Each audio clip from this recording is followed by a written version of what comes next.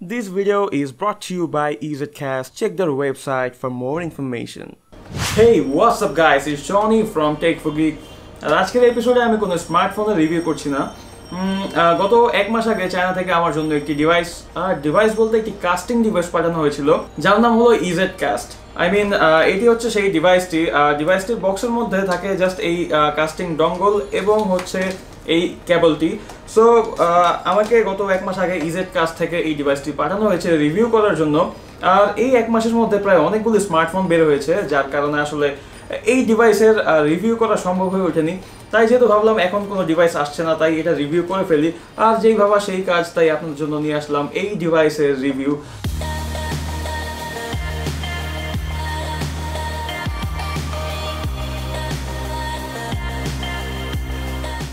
আপনারা হয়তো অনেকেই গুগলের ক্রোমকাস্টের কথা শুনেছেন, আর এই EZCast হলো মূলত গরিবের ক্রোমকাস্ট। যাদের গুগলের ক্রোমকাস্ট কেনার টাকা পয়সা নেই, কিন্তু আপনি আপনার টিভিতে আপনার মোবাইল থেকে কাস্টিং করতে চাচ্ছেন, আপনার যেই এলইডি টিভি রয়েছে অথবা যেই মনিটর রয়েছে HDMI এনেবলড অবশ্যই হতে হবে, সেই মনিটর অথবা টিভিতে আপনি এই EZCast জাস্ট প্লাগ ইন করেই আপনার মোবাইল থেকে আপনার স্ক্রিন কাস্টিং করতে পারবেন। কাস্টিং বলতে আপনার মোবাইলে যেই জিনিসগুলো হচ্ছে একদম সেম সেই জিনিসগুলোই আপনার টিভিতে বা টিভি স্ক্রিনে দেখাবে।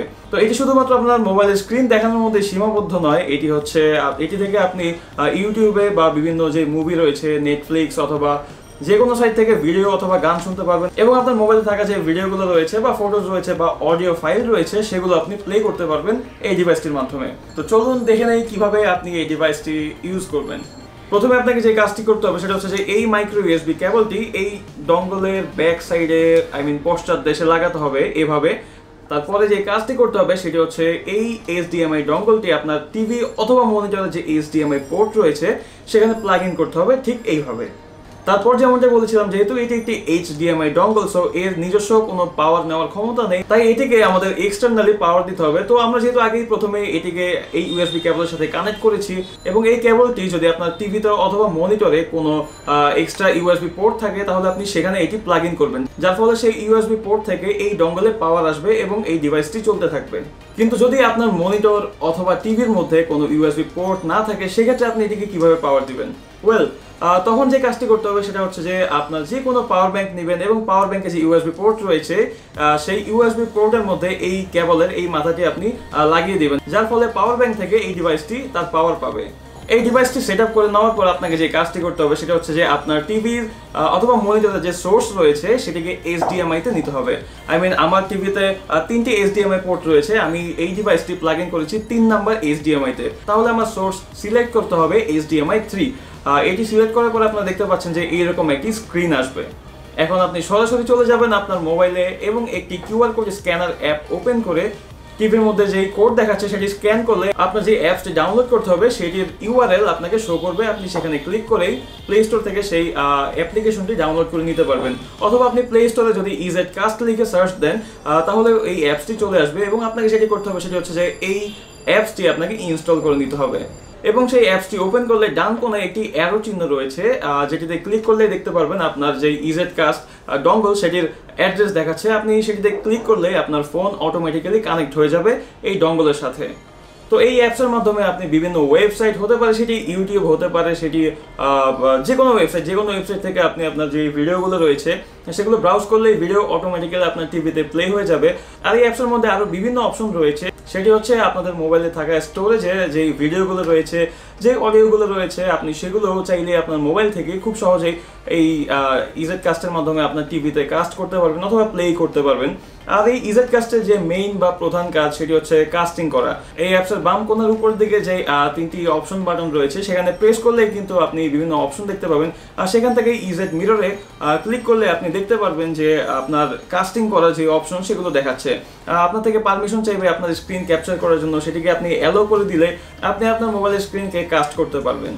এই ডিভাইসটি আমার কাছে যে কারণে বেশি ইন্টারেস্টিং লাগে সেটা হচ্ছে যে আমি যখন বিভিন্ন গেমস খেলি তখন আমি কিন্তু স্ট্রিম করতে পারি বড় স্ক্রিনের মধ্যে। যেমনটা আপনারা দেখতে পাচ্ছেন আমি PUBG খেলছি মোবাইলে, কিন্তু সেটি দেখাচ্ছে বড় স্ক্রিনে বা আমার টিভির মধ্যে। অ্যান্ড আপনাদের সাথে যদি কোনো ফ্রেন্ড থাকে অথবা যদি কোনো গেমিং বাড়ি থাকে তাহলে কিন্তু আপনি খুব সহজেই আপনার যে গেম প্লে রয়েছে সেটি আপনার আশেপাশে যারা আছে তাদেরকে শো করতে পারবেন। আর আসলে বড় স্ক্রিনে গেম খেলার মজাই অন্যরকম। যদি আপনি কখনো খেলে থাকেন তাহলে আপনি এটার মজা অবশ্যই বুঝবেন। তো এই ছিল মূলত ইজেডকাস্ট ডঙ্গলের কাজগুলো। আশা করি আপনারা বুঝতে পেরেছেন যে এই ডিভাইসটি কোন কোন কাজে লাগে। তো এই ডিভাইসটি ইউজ করতে হলে আপনার প্রথমেই যেই জিনিসগুলো থাকতে হবে সেটি হচ্ছে একটি ওয়াইফাই রাউটার, একটি ইন্টারনেট কানেকশন এবং HDMI এনেবলড মনিটর অথবা একটি টিভি। তো পার্সোনালি আমার কাছে এই ডিভাইসটি বেশ ভালোই লেগেছে, তবে এর যে অ্যাপস রয়েছে সেটিকে অবশ্যই আরও আপডেটেড করতে হবে বিভিন্ন ফিচারের সাথে, এবং এই অ্যাপসের যে ইউআই সেটি একদম ইউজার ফ্রেন্ডলি না। আপনি অ্যাপসটি ইনস্টল করলে বুঝতে পারবেন যে এর যে মেনুগুলো রয়েছে বা যে অপশনগুলো রয়েছে সেগুলো খুবই অগোছালো, আর কেমন গ্রাফিক্স, মানে পুরো খ্যাত টাইপের একটি গ্রাফিক্স। আসলে এই প্রাইসে $35 মধ্যে এই ডিভাইসটি আসলেও খুবই ভালো। আপনার যদি কোনো মনিটর অথবা কোনো এলইডি টিভি থাকে এবং সেখানে যদি HDMI পোর্ট থাকে এবং আপনি যদি সেই টিভি অথবা মনিটরকে স্মার্ট টিভির মতো ইউজ করতে চান তাহলে আপনি অবশ্যই এই ডিভাইসটি দেখতে পারেন। তো এই ছিল মূলত ইজেডকাস্টের রিভিউ। আশা করি ভিডিওটি আপনাদের পছন্দ হয়েছে। আজ বিদায় নিচ্ছি, এখান থেকেই দেখা হবে আগামী পর্বে নতুন কোনো এপিসোডে নতুন কোনো গ্যাজেট রিভিউ নিয়ে। ততদিন পর্যন্ত আমার চ্যানেলের সাথেই থাকবেন। ইটস ইউর হোস্ট নুনবি জনি সাইনিং আউট।